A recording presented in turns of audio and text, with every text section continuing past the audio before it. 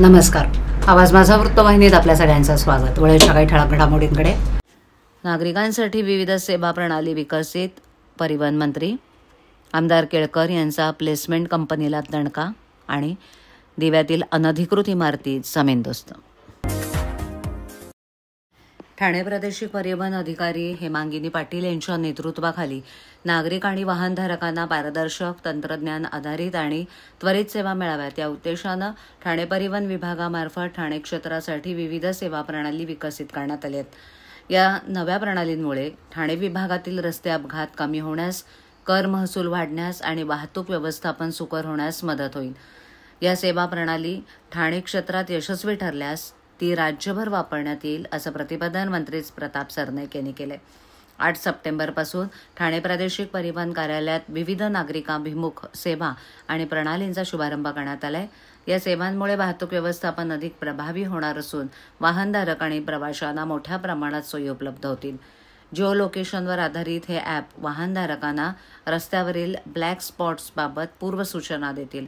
अपघातप्रवण क्षेत्रात चालक प्रवासीयांना त्वरित माहिती मिळून अपघात टाळता येतील.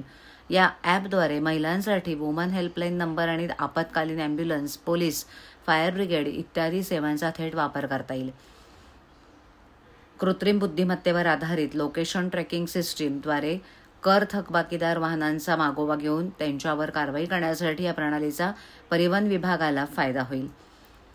Non use vehicles monitoring system या प्रणालीचा वापर करून वाहनधारकांनी वापरात नसलेल्या वाहनांची योग्य माहिती शासनाला देता यावी म्हणून लोकेशन बेस्ड ट्रॅकिंग सुविधा निर्माण करण्यात आली आहे.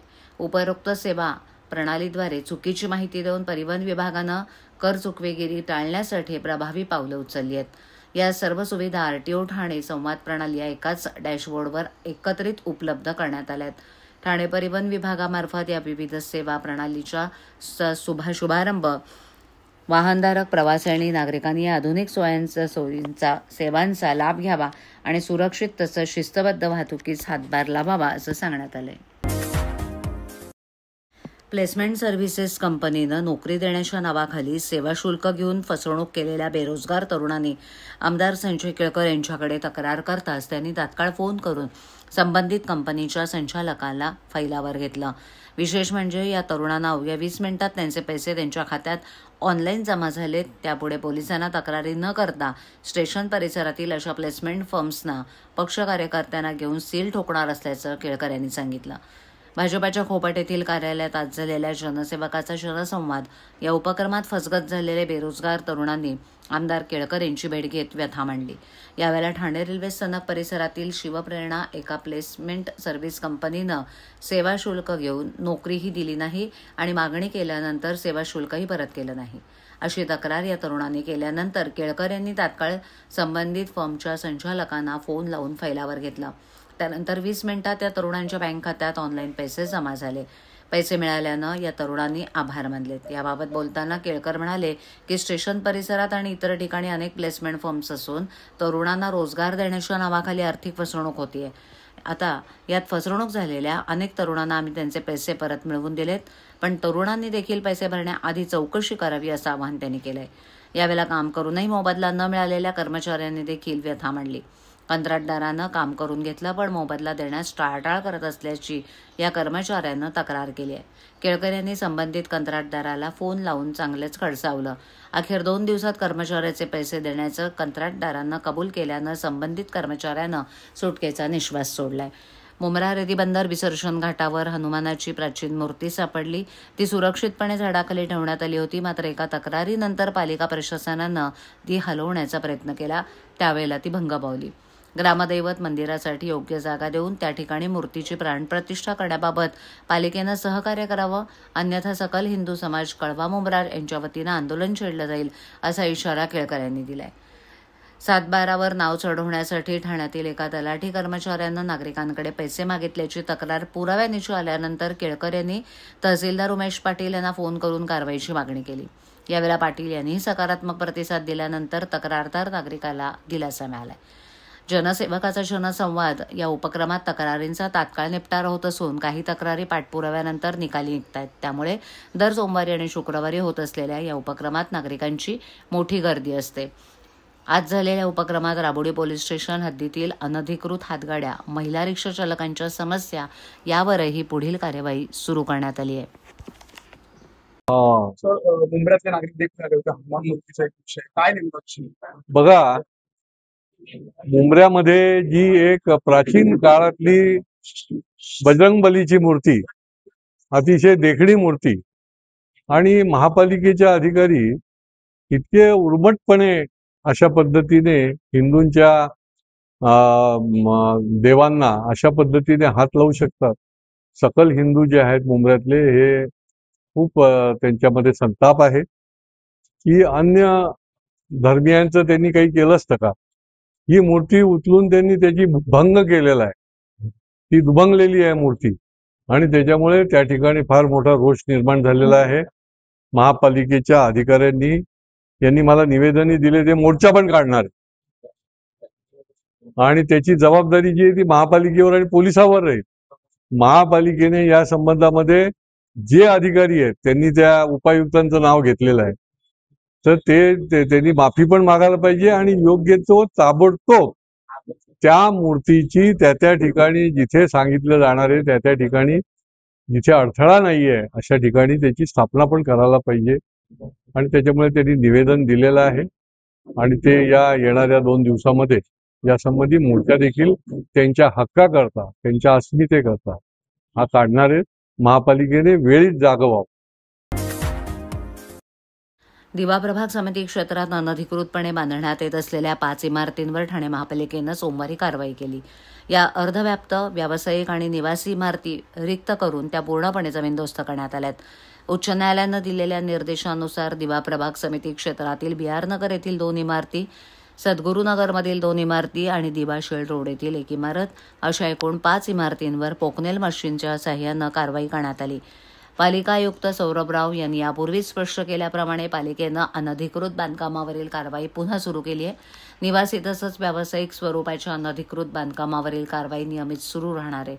सोमवारी दिवा प्रभाग समिती क्षेत्रात झालेल्या कारवाईप्रसंगी उपायुक्त मनीष जोशी, उपायुक्त शंकर पाटोळे, उपायुक्त सचिन सांगळे, सहाय्यक आयुक्त शिवप्रसाद नागरगोजे, सहाय्यक आयुक्त गणेश चौधरी, सहाय्यक आयुक्त ललिता जाधव, सहाय्यक आयुक्त बाळू पिचड उपस्थित होते.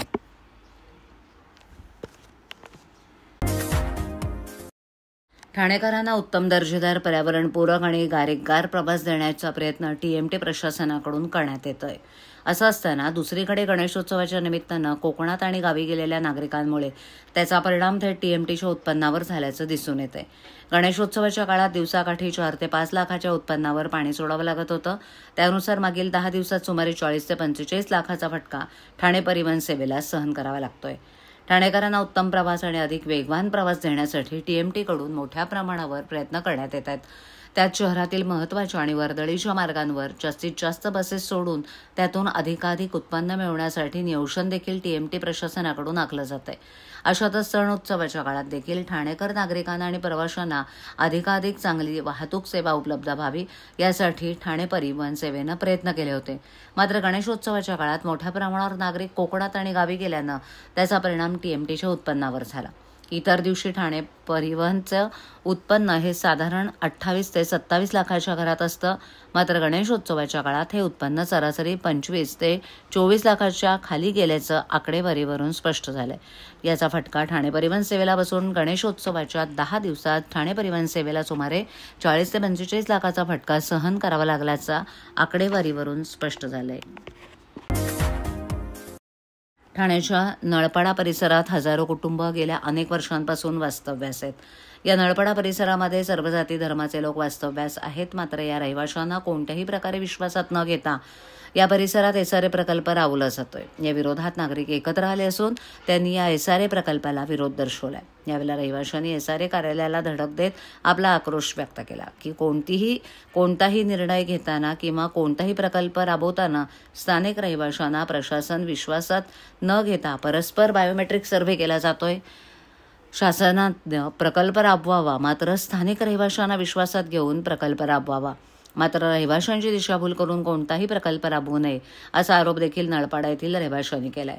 तर बायोमेट्रिक सर्व्हे करण्यासाठी SRAचे कोणते प्रकारचे अधिकारी उपस्थित नसून गावगुंडांकडून हा बायोमेट्रिक सर्व्हे केला जातो याचा आरोप देखील रहिवाशांनी केलाय. तर राज्याचे उपमुख्यमंत्री एकनाथ शिंदे यांनी आम्हाला आता न्याय द्यावा अशी मागणी देखील या रहिवाशांनी केली आहे. ठाणे जिल्ह्यातील मुंब्र्यामध्ये इमारतीचा काही भाग कोसळल्यानं एका वृद्ध महिलेचा मृत्यू झालाय, तर एक महिला जखमी झाली आहे. या घटनेनंतर बचाव पथकानं आणि स्थानिक पोलिसांनी घटनास्थळी धाव घेत बचाव कार्य सुरू केलं. मुंब्र्यातील लकी कंपाऊंड येथील डी विंग ग्राउंड प्लस ही 3 माळ्याची बिल्डिंग असून ती 25 वर्ष जुनी आहे. घटनेपूर्वी 2 महिला रात्रीच्या सुमारास इमारतीच्या बाजूने जात असताना त्यांच्यावर टेरेसवरील 404 नंबरच्या बाहेरील सज्जाचा भाग कोसळला. या घटनेत दोन्ही महिला जखमी झाल्या असून त्यांना तातडीनं नजीकच्या रुग्णालयात दाखल करण्यात आलं. नाहीद जनुद्दीन जमाल या जखमी झालेल्या महिलेला स्थानिक नागरिकांनी मुंबईतील बिलाल हॉस्पिटलमध्ये दाखल केलं असता डॉक्टरांनी त्यांना मृत घोषित केलं. दरम्यान सुरक्षेच्या कारणास्तव इमारतीमधील सर्व रूम्स रिकामी करण्यात आले असून त्या इमारतींना सील करण्यात आले. माझ्यावरील एखादी बातमी पाहिजे राहून गेली असल्यास यूट्यूबवर येथे तुम्ही पाहू शकता. तर मग नक्की सबस्क्राईब करा आवाज माझा. आजच्या ठळक घडामोडी शेवटी पुन्हा एकदा. टेंबी नाक्यावरील नवरात्र उत्सवाच्या तयारीला सुरुवात. ठाणेकरांनी जपला पर्यावरणाचा वसा आणि गणेश मूर्तींचं विसर्जन निर्विघ्नपणे पडलं पार. आपल्या विभागातील काही सूचना अथवा समस्या असल्यास आमच्यापर्यंत जरूर पोहोचवा. आम्ही तुमचा आवाज नागरिकांपर्यंत नक्की पोहोचवू. आम्हाला संपर्क करण्यासाठी आमचा पत्ता आवाज माझा 103 साईल 1 आदर्श नगर कोलवाड रोड ठाणे पश्चिम. आमचा दूरध्वनी क्रमांक 7666621341. आमचा ईमेल ID awazmaza.tvnews@gmail.com. तर पुन्हा भेटू याच वेळी याच ठिकाणी काही नवीन घडामोडींसह आवाज माझा वृत्तवाहिनी. तोपर्यंत नमस्कार.